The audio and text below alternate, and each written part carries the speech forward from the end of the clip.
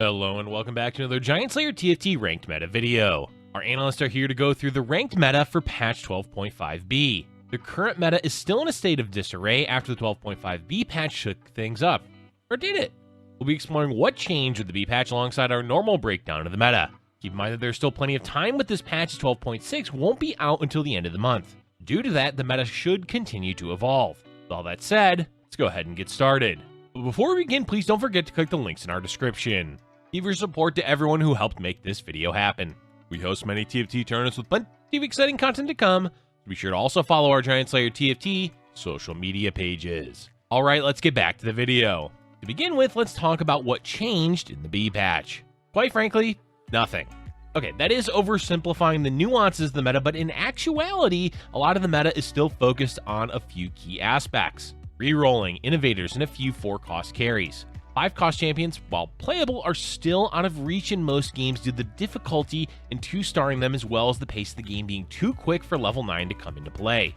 Rerolling is still going strong despite all the nerfs. If anything, there are even more reroll builds because there's an even playing field amongst a lot of the compositions now instead of a few outliers like we had with Talon and Ashe. 1-cost units are still suffering, though Twitch with innovators is still viable. There's several 2-cost reroll builds as well as 3 costs. Overall, the pace of the game is still fast, and compositions are dependent a lot on augments. What has changed is that there's a wider range of playable compositions that can compete for a top 4 placement. So in a way, the meta is different with a good amount of diversity, but at the same time, the pace of the game and the type of compositions are roughly the same as before the B patch. That said, it is a healthier meta in general. Before we get into the stage of the game, let's talk about the opening carousel and item priority. The first major decision of the game is one that players often put too much stock into, and that's which component you end up with at the beginning carousel. Yes, it is important, but taking a belt instead of a sword, for example, isn't going to doom your game. There's plenty of options for all the components, though some will certainly provide more general uses than others. What matters the most is having a game plan based around a few components that you can play around.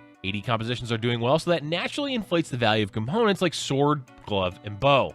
AP, on the other hand, is struggling, so that means less of a priority on Rod or Tier. But if you're the type of player willing to play AP, then you're going to want a Tier, as that's an essential component to a lot of those boards. Let's break down priority based on the current meta. Sword and Bow are the highest priority since they build into the meta AD items like Giant Slayer, Infinity Edge, Rage Blade, and Last Whisper.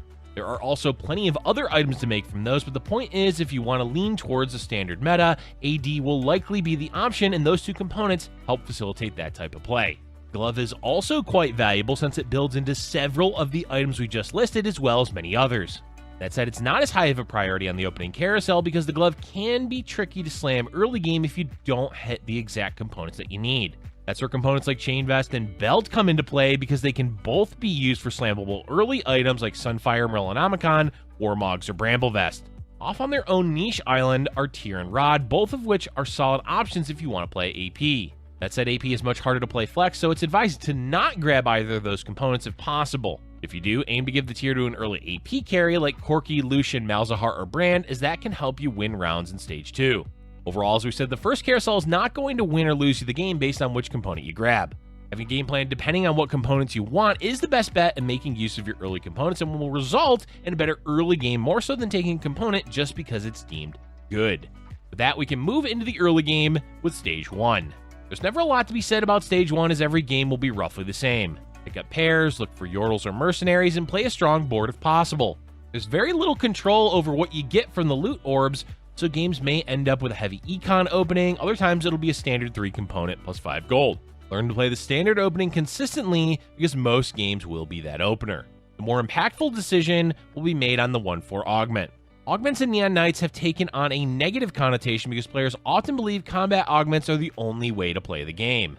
While we do agree having strong combat augments is an important part of the meta, it's worth noting on 1/4 you have plenty of other options. Economy, combat, and utility augments are all viable options. It primarily just depends on how comfortable you are as a player with certain openers. Combat augments are the standard go-to, such as Luden's Echo, Knife's Edge, Cybernetic Augments, and several others. These augments will boost your board in the early game, but you still need a good board to win. Picking an econ augment like Rich Get Richer, Trade Sector, Treasure Trove, or others will, on average, result in playing for a loss streak. But that's fine to do since you can build up a quick gold lead over the rest of the lobby and stabilize in the mid game. It's still a risk to play this style, and at the end of the day, an econ augment will not help you in the late game. Everything else is dependent upon you as a player, but we recommend avoiding hyper-specific augments like emblems, hearts, or trait-specific augments. They are playable but are a risk, so only take them if you're fine with that knowledge. At the end of the day, the best choice is almost always going to be obvious because, unfortunately, augments provide the illusion of choice. You think there's 3 options when really there's generally one that's better, and in rare cases, 2. Let's continue on into Stage 2, where you're either aiming to win or loss streak depending on your board, gold, and augment. If you have a combat augment and hit a cohesive board, such as Twitch with Chemtech Innovators, great! Level to 4, play to win. If instead you haven't hit any upgrades, do your best to maximize gold gained by hitting the 10 gold interest breakpoint as soon as possible, ideally on 2-1. Playing to lose works best with either Yordles or Mercenaries. Mercenaries in particular are doing well in the meta because after all the nerfs to other champions and synergies, it's much easier to cash out with them, though the pace of the game is still fast, which can be punishing. Yordles are much harder to do well with, but it's still free gold every round. Overall, spend most of the time working on your Stage 2 and figuring out how to play both win and loss streaks. Doing well at this stage of the game sets you up for the rest of the game, making it one of the most important stages. Continuing on, let's move into the mid-game with Stage 3. Stage 3 is generally skippable unless you've been on a heavy loss streak or you're playing low-cost or reroll boards. There's plenty of reroll options right now, including Twitch Innovators, Warwick Carry, Talon, Brand Syndra, and a few others. The goal is simple with these builds. Naturally level to 5 and roll if it's a 1-cost board, or level to 6, hit 50 gold, and reroll for your 2-cost unit. For anyone on a loss streak in Stage 3, you want to level to 6 and try to stabilize by rolling a bit of gold. It's not necessary if you're not losing badly, but in order to save as much health as possible before Stage 4, you may need to roll. Mercenary players can also look to push levels in Stage 3 to help cash out, though be aware of what's in your chest every round. Now for the major decision of Stage 3, the 3-3 augment. First off, we don't believe taking an econ augment in this tier dooms your game. We advise against taking one if you already did on 1-4, since 2 econ augments is definitely going to gimp your board later on. In general, there's not much to consider at this stage of the game unless you already have a plan for your mid-game comp. In that case, you can take a trait augment pertaining to the composition, or just take any combat augment that directly benefits it.